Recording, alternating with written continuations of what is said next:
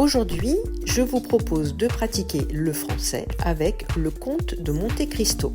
C'est un classique de la littérature française écrit en 1844 par Alexandre Dumas, qui est également l'auteur du roman Les Trois Mousquetaires. Ces deux romans sont très connus en France et dans le monde entier. Le Comte de Monte Cristo est une histoire captivante qui a d'abord été publiée sous forme de feuilleton, ce que l'on appelle aujourd'hui une série, dans un journal de l'époque. Par la suite, l'histoire a été adaptée de nombreuses fois au théâtre, en bande dessinée, au cinéma, en France comme à l'étranger. C'est donc une histoire dont tu as probablement déjà entendu parler. Une nouvelle adaptation au cinéma est sortie cette année avec Pierre Ninet dans le rôle du comte de Monte Cristo. Ce film est sorti dans plus de 40 pays et a un énorme succès. Il est d'ailleurs toujours en salle en ce moment en France, et si tu as l'occasion de le voir dans ton pays, je t'invite à le faire, tu passeras un très bon moment. Sinon, tu peux aussi le voir sur Prime Video dès maintenant. Le film est très bien construit et les images sont magnifiques. Plus de 80 décors ont été utilisés, il y a eu plus de 1000 costumes différents, et les différentes transformations de Pierre Ninet pour incarner le comte nécessitaient 4 heures de maquillage par jour. C'est le Français Pierre-Olivier Persin, qui est un des plus grands maquilleurs, qui a réalisé le maquillage, et c'est d'ailleurs lui qui a travaillé sur Game of Thrones. Même si l'histoire est captivante, le roman d'Alexandre Dumas est écrit dans un français classique, un peu ancien, qui n'est pas forcément facile à comprendre pour un apprenant de français. Par chance, si tu as envie de le découvrir malgré tout, sache que les éditions CLE International ont publié une version en français facile. Cette version est accessible aux débutants et accompagnée d'une version audio. Ce film est une bonne occasion pour parler des homonymes. Tu sais, ces mots qui se prononcent de la même manière mais qui ne s'écrivent pas pareil. Les homonymes embêtent beaucoup les apprenants de français et même les Français eux-mêmes parfois. Le fait qu'ils s'écrivent différemment vient du fait qu'ils ne veulent pas dire la même chose et que l'origine du mot, qui est souvent latine, n'est pas la même. Tu as remarqué sûrement que le comte de Monte Cristo s'écrit C-O-M-T-E. Et lorsqu'il s'écrit de cette manière, c'est que ça vient du latin comes, qui veut dire celui qui va avec. À l'époque impériale romaine, le comes était l'officier rattaché à l'empereur et chargé des fonctions militaires. Par la suite, il désigne celui qui possède un territoire, ce qu'on appelle un comté, et de nos jours, il s'agit d'un titre de noblesse. On dit le comte au masculin et la comtesse au féminin. Lorsque le mot s'écrit C-O-N-T-E, c'est un dérivé du verbe compter qui au XIIIe siècle voulait dire expliquer une histoire dans les détails. Et puis, il y a le mot qui s'écrit C-O-M-P-T-E, qui vient du latin computus, qui veut dire calcul. Et ce mot vient de la même famille que le verbe latin computare, qui désigne l'action de calculer. Et c'est d'ailleurs de là que vient le mot anglais computer pour désigner un ordinateur.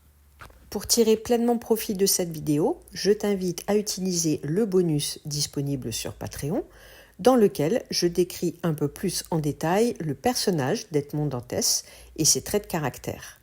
Tu trouveras également des exercices pour t'entraîner sur les points que l'on voit aujourd'hui. Il y a des années, j'ai aimé une jeune femme que j'allais épouser. Le roman d'Alexandre Dumas raconte l'histoire d'Edmond Dantès, un marin victime d'un complot qui est arrêté le jour de son mariage pour un crime qu'il n'a pas commis. Il y a des années, j'ai aimé une jeune femme que j'allais épouser. Cette phrase est intéressante parce que quand j'ai regardé la bande-annonce dans le but de l'expliquer, Je me suis arrêtée sur cette phrase en me disant « c'est un bon exemple pour parler du passé composé et de l'imparfait ».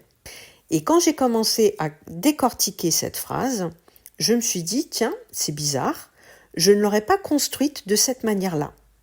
Le fait de dire « il y a des années », c'est un indicateur de temps qui reste plutôt vague, qui est indéfini, donc normalement on devrait utiliser l'imparfait avec ce genre d'indicateur de temps. En plus, le fait d'utiliser le passé composé, j'ai aimé, donne l'indication que l'action est terminée dans le passé et qu'aujourd'hui il n'aime plus cette jeune femme. Or, c'est pas tellement ce qui ressort de l'histoire, il reste au contraire amoureux de cette femme tout au long de l'histoire. Spontanément, moi j'aurais dit plutôt, il y a des années, j'aimais une jeune femme que j'allais épouser. On reste dans une action qui se développe dans le passé, sur une durée indéfinie, donc on est censé utiliser l'imparfait. Pas toujours facile de savoir quand est-ce qu'il faut utiliser le passé composé ou quand il faut utiliser l'imparfait. On utilise le passé composé pour une action ponctuelle et terminée dans le passé. Par exemple, l'année dernière, je suis allée au Canada. On peut aussi l'utiliser pour une succession d'actions dans un récit. Il est entré, il a salué tout le monde, il s'est assis. On utilise l'imparfait pour décrire un cadre, un décor ou une ambiance. Par exemple, il faisait chaud et le soleil brillait. Pour décrire une action habituelle ou répétée dans le passé, tous les étés, on allait à la plage. Ou encore, quand une action est en cours et qu'elle est interrompue par une autre action. Par exemple, je regardais la télé quand tu es arrivé. Du coup, la deuxième action qui interrompt la première est au passé composé. Une petite astuce pour se rappeler de ça, pensez que le passé composé est comme une photo instantanée d'un moment, alors que l'imparfait est plus comme un film qui se déroule et qui raconte une histoire. Je porte ici un mandat d'arrêt pour le dénommé Edmond Dantès. Il s'agit ici d'une phrase formelle. Un mandat d'arrêt est un ordre donné par une haute autorité judiciaire d'arrêter quelqu'un pour l'emprisonner. Et porter un mandat est une forme un peu ancienne de parler. Aujourd'hui, on utiliserait plutôt le verbe apporter. Le dénommer est une manière formelle et juridique de donner le nom d'une personne, l'identité d'une personne. Pendant ses nombreuses années de captivité, Edmond Dantès fait la connaissance d'un vieux prisonnier qui lui parle d'un trésor caché sur l'île de Monte Cristo. Edmond, je te parle du plus grand trésor que la Terre ait jamais porté. Et je sais où se trouve le trésor. Dans cette phrase, on utilise le subjonctif. Dans une appréciation subjective, personnelle, que l'on ne peut pas vérifier, ou dans l'utilisation d'un superlatif comme le plus, le meilleur, le seul, on utilise un subjonctif. Ça permet de marquer le fait que ce ne soit pas forcément réel, que l'information peut être imaginaire et surtout qu'elle n'est pas vraiment vérifiable. Si on utilisait le présent de l'indicatif, on pourrait dire « je te parle du plus grand trésor que la Terre a jamais porté ». Il s'agit d'une constatation, d'un fait qui a été vérifié. Te feras-tu de cette fortune? Feras-tu le bien ou laisseras-tu ton cœur s'emplir de haine? Edmond réussit à s'évader et part chercher le trésor. Il devient extrêmement riche et prend l'identité du comte de Monte Cristo pour se venger des 3 hommes qui l'ont trahi et fait emprisonner. À partir de maintenant, c'est moi qui récompense. Et c'est moi qui punis. Le fait d'utiliser le pronom personnel « moi » permet de donner de l'intensité à la phrase. Ça n'est pas la même chose de dire « à partir de maintenant, je récompense et je punis » que de dire « à partir de maintenant, c'est moi qui récompense et c'est moi qui punis ».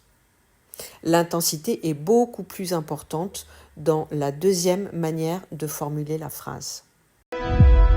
Qui êtes-vous? Je suis le comte de Monte Cristo. Qui êtes-vous est une manière formelle de poser une question. Aujourd'hui, on dira plutôt « quel est votre nom ?»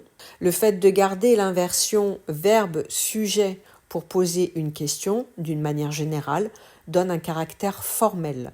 D'ailleurs, c'est un point dont je parle dans ma dernière vidéo, dans laquelle je détaille la bande-annonce d'HPI. C'est une vidéo assez dense, encore une fois, j'espère que ça vous a plu.